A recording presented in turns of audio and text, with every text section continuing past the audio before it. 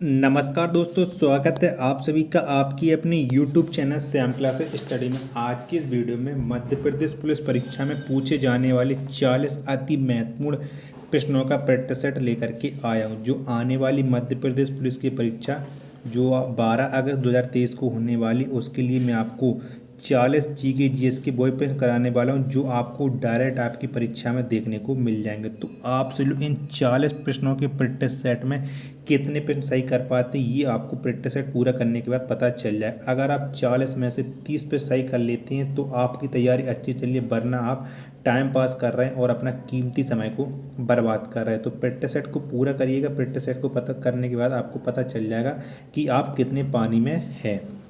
Practice set पसंद आता है तो वीडियो को आप लाइक कर दीजिएगा। चैनल को आपने अभी तक सब्सक्राइब नहीं किया तो चैनल को जरूर सब्सक्राइब कर ले, और इस प्रैक्टिस सेट को आप अपने सभी छोटे भाइयों बहनों के पास जरूर शेयर कर देना, जिससे वो भी लोग इस प्रैक्टिस सेट को लगाएं और उन लोगों को भी अपनी तैयारी का पता लग जाए कि उनकी तैयारी मध्य प्रदेश पुलिस की परीक्षा 12 अगस्त के लिए कितनी हुई है। तो चलिए शुरू करते हैं आज का अपना मध्य प्रदेश पुलिस परीक्षा स्पेशल 40 प्रश्नों का महत्वपूर्ण प्रैक्टिस सेट। पहला क्वेश्चन है आपके सामने कि किस युद्ध को जीतने के पश्चात शेर शाह ने दिल्ली में अफगान सत्ता की स्थापना की थी। तो कौन से युद्ध को जीतने के बाद शेर शाह ने दिल्ली में अफगान सत्ता की स्थापना की थी। तो कौन सा युद्ध था वो? तो वो कौन सा? तो वो युद्ध था चौसा का युद्ध। किसका? चौसा का युद्ध था। ऑप्शन नंबर ए इसका राइट आंसर हो जाएगा। अगला प्रश्न है आपके सामने कि सार्क मानव संसाधन विकास केंद्र कहाँ स्थित है। तो कहाँ पर स्थित है सार्क मानव संसाधन विकास केंद्र? तो कहाँ पर स्थित है? तो ये स्थित है इस्लामाबाद में। कहाँ पर? इस्लामाबाद में स्थित है सार्क मानव संसाधन विकास केंद्र। ऑप्शन नंबर बी इसका राइट आंसर हो जाएगा। राज्य स्तर पर बैट किस कर के साथ लागू है? सॉरी, किस कर के स्थान पर लागू है? तो किस कर के स्थान पर लागू है राज्य स्तर पर बैट? तो ये लागू है बिक्री कर के स्थान पर। किसके? बिक्री कर के स्थान पर लागू है। ऑप्शन नंबर सी इसका राइट आंसर हो जाएगा। सफलतापूर्वक बैट को सर्वप्रथम लागू करने वाला देश कौन है? तो कौन सा देश है जिसने सफलतापूर्वक बैट को लागू किया था? तो ये देश है फ्रांस। कौन सा है? फ्रांस देश है। ऑप्शन नंबर डी इसका राइट आंसर हो जाएगा। ज्वाला गट्टा किस खेल के प्रसिद्ध खिलाड़ी हैं? तो किस खेल के प्रसिद्ध खिलाड़ी हैं ज्वाला गट्टा, ये आपको बताना है। तो किसके हैं? तो ये प्रसिद्ध खिलाड़ी हैं बैडमिंटन। किसके? बैडमिंटन के प्रसिद्ध खिलाड़ी हैं ज्वाला गट्टा। ऑप्शन नंबर बी इसका राइट आंसर हो जाएगा। Man of blood and iron के नाम से किसे जाना जाता है? तो किसे जाना जाता है man of blood and iron के नाम से? तो ये जाना जाता है ऑटो वान बिस्मार्क को। किसे? ऑटो वान बिस्मार्क को। ऑप्शन नंबर बी इसका राइट आंसर हो जाएगा। क्षमा बाणी किस धर्म का त्योहार है? तो क्षमा बाणी किस धर्म का त्योहार है, ये आपको बताना है। तो किसका त्योहार है? तो ये त्योहार है जैन धर्म का। किसका है? जैन धर्म का ये त्योहार है। ऑप्शन नंबर ए इसका राइट आंसर हो जाएगा। अगला प्रश्न है आपके सामने कि रीढ़ में कितनी हड्डियां होती हैं? तो कितनी हड्डियां होती हैं रीढ़ में? तो रीढ़ में हड्डियां होती हैं 33। कितनी? 33 हड्डियां होती हैं रीढ़ में। ऑप्शन नंबर सी इसका राइट आंसर हो जाएगा। पौधे जो नमक युक्त मिट्टी में उगते हैं कहलाते हैं। तो क्या कहलाती हैं जो पौधे नमक युक्त मिट्टी में उगते हैं? तो ये कहलाते हैं हेलोफाइट। क्या कहलाते हैं? हेलोफाइट कहलाते हैं। ऑप्शन नंबर बी इसका राइट आंसर हो जाएगा। लीवर के अध्ययन को क्या कहा जाता है? तो क्या कहा जाता है लीवर के अध्ययन को? तो लीवर के अध्ययन को क्या कहा जाता है? हेपेटोलॉजी। क्या? हेपेटोलॉजी। ऑप्शन नंबर सी इसका राइट आंसर हो जाएगा। अगला प्रश्न है आपके सामने कि विश्व बैंक का पहला महानिदेशक कौन था? तो कौन था विश्व बैंक का पहला महानिदेशक? तो ये था सरदार पीटरलैंड। कौन? सरदार पीटरलैंड। ऑप्शन नंबर ए इसका राइट आंसर हो जाएगा। होलकर ने किस वर्ष अंग्रेजों से मंदसौर की संधि की थी? तो किस वर्ष की थी होलकर ने अंग्रेजों से मंदसौर की संधि? तो मंदसौर की संधि हुई थी 1818 में। का 1818 में मंदसौर की संधि हुई थी। ऑप्शन नंबर बी इसका राइट आंसर हो जाएगा। नेक्स्ट है आपके सामने किस प्रकाश की यंत्र द्वारा मेघों की दिशा एवं गति को मापा जाता है। तो किस प्रकाश की यंत्र द्वारा मापा जाता है, तो ये मापा जाता है नेफोमीटर के द्वारा। किसके द्वारा? नेफोमीटर के द्वारा मापा जाता है। ऑप्शन नंबर सी इसका राइट आंसर हो जाएगा। अगला प्रश्न है आपके सामने कि इंडियन टेलीफोन इंडस्ट्रीज कहाँ स्थित है। तो कहाँ पर स्थित है इंडियन टेलीफोन इंडस्ट्री? तो ये स्थित है बेंगलुरु में। कहाँ? बेंगलुरु में स्थित है। ऑप्शन नंबर ए इसका राइट आंसर हो जाएगा। राष्ट्रीय मानवाधिकार आयोग का गठन किस वर्ष किया गया था? तो किस वर्ष किया गया था राष्ट्रीय मानवाधिकार आयोग का गठन? तो इसका गठन हुआ था 1993 का। 1993 में राष्ट्रीय मानवाधिकार आयोग का गठन हुआ था। ऑप्शन नंबर बी इसका राइट आंसर हो जाएगा। उच्च न्यायालय के अधिकार क्षेत्र को बढ़ाने या घटाने का अधिकार किसको प्राप्त है? तो किसको प्राप्त है उच्च न्यायालय के अधिकार क्षेत्र को बढ़ाने और घटाने का? तो ये अधिकार प्राप्त है संसद को। किसे? संसद को प्राप्त है। ऑप्शन नंबर डी इसका राइट आंसर हो जाएगा। अगला प्रश्न है आपके सामने कि बीमा क्षेत्र का विनियमन कौन करता है? तो कौन करता है बीमा क्षेत्र का विनियमन? तो ये करता है इरडा। कौन सा? इरडा करता है। ऑप्शन नंबर सी इसका राइट आंसर हो जाएगा। श्वेत कोयला किसे कहा जाता है? तो किसे कहा जाता है श्वेत कोयला? तो श्वेत कोयला कहा जाता है जल विद्युत को। किसे? जल विद्युत को श्वेत कोयला कहा जाता है। ऑप्शन नंबर सी इसका राइट आंसर हो जाएगा। दिल्ली हाई कोर्ट की पहली महिला मुख्य न्यायाधीश कौन बनी? तो कौन बनी दिल्ली हाई कोर्ट की पहली महिला मुख्य न्यायाधीश? तो ये बनी थी गोरला रोहिणी। कौन? गोरला रोहिणी बनी थी दिल्ली हाई कोर्ट की पहली महिला मुख्य न्यायाधीश। ऑप्शन नंबर सी इसका राइट आंसर हो जाएगा।